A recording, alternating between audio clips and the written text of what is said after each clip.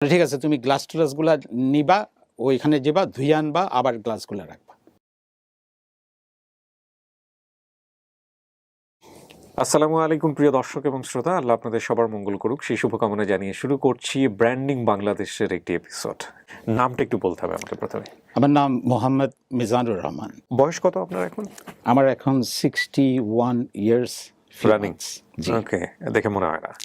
আমাকে সবাই বলে এটা। দেখে মনে হয় না। আপনি যেখান থেকে যেভাবে বলতে কমফোর্ট ফিল করেন। পরিবার, বাবা মা সহ আমরা থাকতাম, বেশ হাসি খুশি একটা পরিবার ছিল। বাবা সরকারি চাকরি করতেন, বেশ ভালো চাকরি করতেন। আমরা তখন চট্টগ্রামে, আমি তখন ক্লাস 6-এ পড়ি। তো একদিন বাইরে থেকে খেলাধুলা করে আসলাম, আমার বড় বোন ছিল, বুবু বলে ডাকতাম। তো বড় বোনকে আমার মানে মনে হতো সেকেন্ড, মানে আমার মা আর একটা মা, ওই সব কিছু টেক কেয়ার করতো। দেখিও আমাদের